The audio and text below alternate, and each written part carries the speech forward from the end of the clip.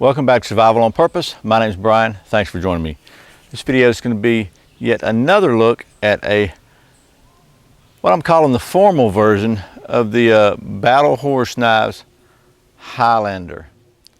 This is in its black evening wear. And we're going to take a closer look at this knife in just a minute. I'm going to tell you first thanks to the folks at Battle Horse Knives for sending me this so I can show it to you. This is you may have already seen the more detailed, I guess, first look review I did of the non-colored, non-blued steel. This one is blued. I think it's blued. It's actually black, but it's man, it's pretty. And so I'll put a link to that video below. So this is not going to be quite as detailed, but I just want to give you a look at some of the other offerings that they have available and some of the other styles and colors they have available.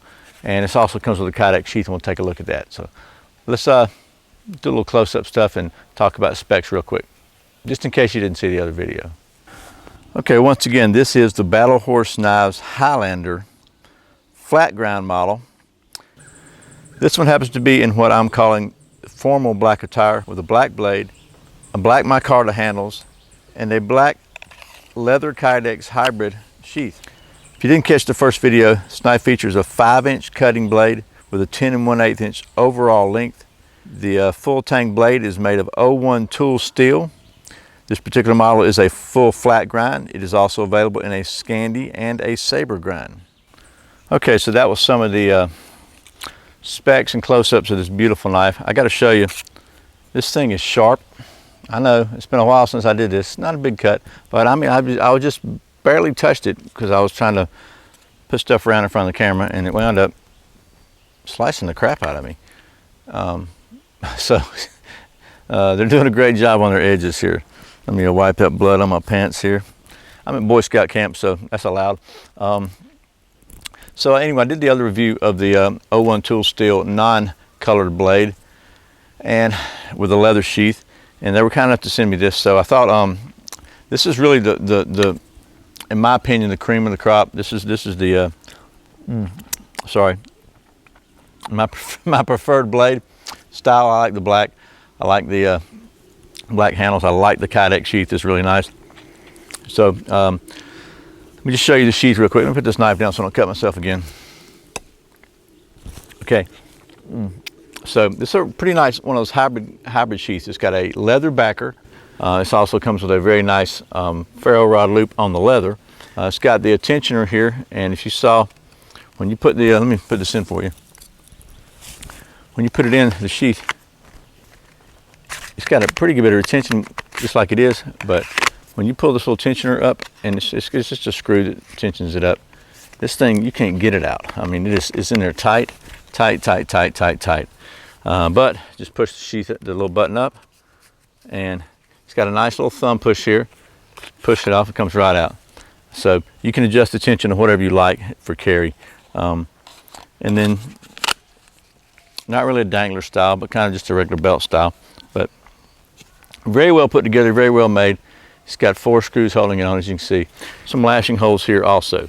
But enough about the sheath. Let's take a little closer look at the knife. You see it's got some really fine jimping here. And I really like that. It's just enough, it really gives you really good traction on your thumb, but it's not enough to really bite in and hurt. And then again, the full flat grind. The fit and finish on this knife, just like the other Battle Horse knife, it's just, the transition between the full tang and the micarta handles is just flawless. The lanyard hole is lined. And this knife is available with several different liners, several different handle colors, different blade colors. It's available actually with removable scales with screws in them. So if you want to change the scales out, you can. This one is not. These are pinned, but I wish you could feel this. It is absolutely just probably one of the most comfortable knives I've ever held in my life. It's just perfect. This spine is extremely sharp. I'll try to tell you what put in the video what the thickness of the spine is. I don't remember right now, and I don't think I have it in my notes with me. But I can tell you that it is the grind on this thing. If you can see, it's hard to see it on camera, but it's just very excellent. And I've been asked to quit waving knives around so rapidly. So anyway, that's enough beauty shots. Let's do some knife stuff with this thing. Okay, if you watch many of my videos, you know that at my house, I have a state-of-the-art testing facility to check the balance on bladed tools and implements. We're out here in the woods at Boy Scout camp. I do not have that facility here, so we're going to have to kind of make do. But I do like to always check the balance on this thing, and I didn't want you thinking that maybe this thing wasn't balanced or something. So, I was trying to pull the wool over your eyes. So, anyway, we'll do the best we can here out in the North Georgia woods. So.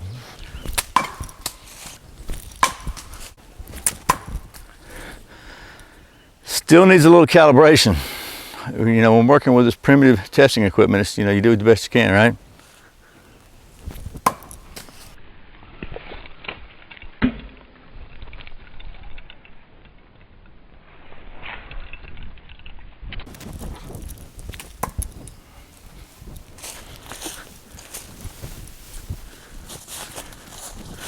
Okay, we'll call that calibrated.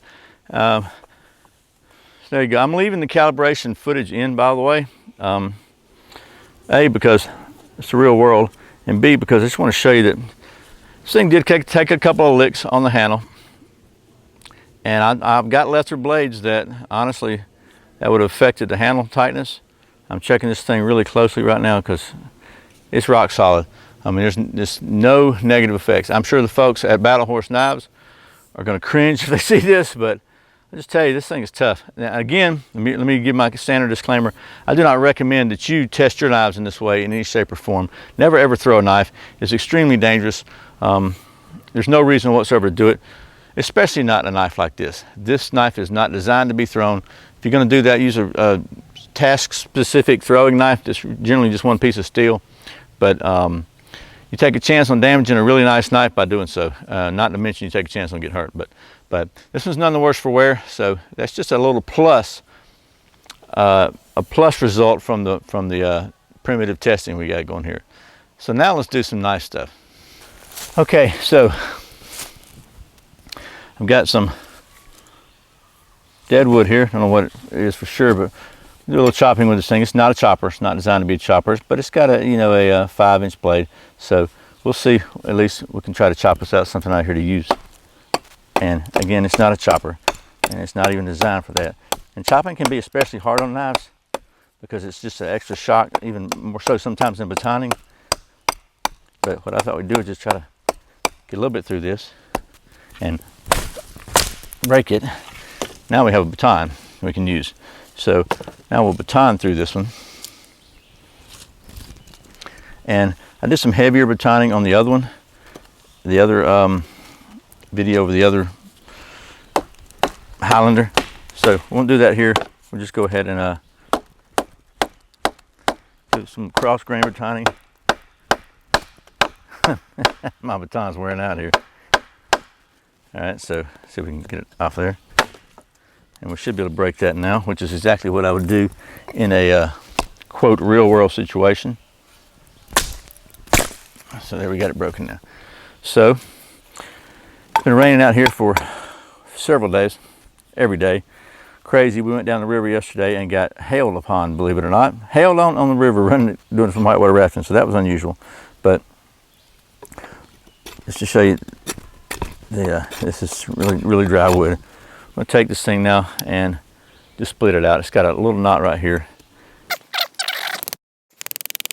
Okay, so kind of right through the knot there. You can see there's a knot right through it, no problems. Okay, as Emily Latella used to say, never mind. If you don't remember that, you're not old enough. So,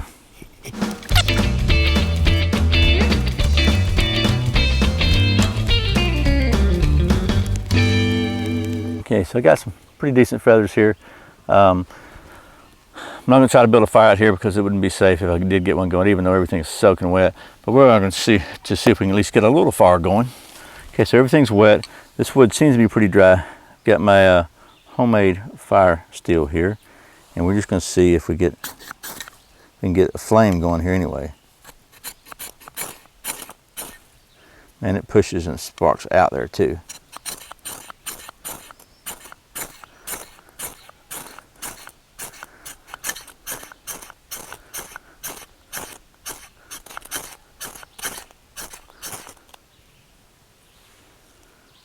All right, so she's burning. I'm gonna call that a success for sure. Okay, so hopefully you will agree with me that I would be able to get a sustainable fire out of that. If you've seen some of my videos, you might doubt that, but I promise I would be able to. I've done it several times this week already. Like I said, I'm at Boy Scout camp this week with my scout troop, and we're having a great time. And I had just a little bit of time, so I'd sneak in the video for you. But just want to show you the knife is none the worse for wear. Banged a little bit calibrating the balance testing, primitive balance testing apparatus. Beat the heck out of it going sideways through a log or a stick, you know, whatever. Pretty good on the feathers, did great. Got a really nice sheath option available. And all these are options. They have several different optional sheaths. They have, like again, they have optional finishes, optional handle colors and finishes. Just a lot of options. Optional even edges. They have also a Scandi and a saber grind version of this. This is the flat grind. Extremely nice knife. I mean, and I'm trying not to quit waving around a little bit. So all in all, I'll put a link. I did maybe a little different detail, or maybe the exact same things, I don't know, just in a different setting with the other knife. It's kind of hard to find too much different to do with a knife, you know. Anyway, once again, this is the Highlander full flat grind version in dress black from Battle Horse Knives. And it's a really nice knife, I'm telling you. If you're looking for a really high quality, well-made knife that is heirloom quality, literally you can pass this on to your grandkids, through your kids to your grandkids if they take care of it, they don't lose it, because this knife is rock solid, built to last, extremely well made, great steel, great fit and finish, great everything. Thanks again to the folks at Battle Horse Knives for sending me this so I can show it to you. I'm going to put their website below. I encourage you, if you're looking for a really nice knife, this is not super cheap. This one's around the $200 or something range, depending on what options you pick. Anyway, if you're looking for something special, and you know, and you can save, or you have it in your budget, then Battle Horse Knives is a good option for something like that. This is just one of their options. They got a lot of different models. They've got some less expensive models and some more expensive models, but I got to tell you, this one is super nice. So I hope this has been helpful. As always, thanks for watching Survival on Purpose. Thanks for subscribing, for clicking that like button, for watching those ads, for clicking those Amazon links that help support the channel. I really appreciate it. Helps keep these things rocking on the air, and just thank you so much for all your support. Once again, my name's Brian. You're watching Survival on Purpose. Remember, survival's not an accident. Be prepared.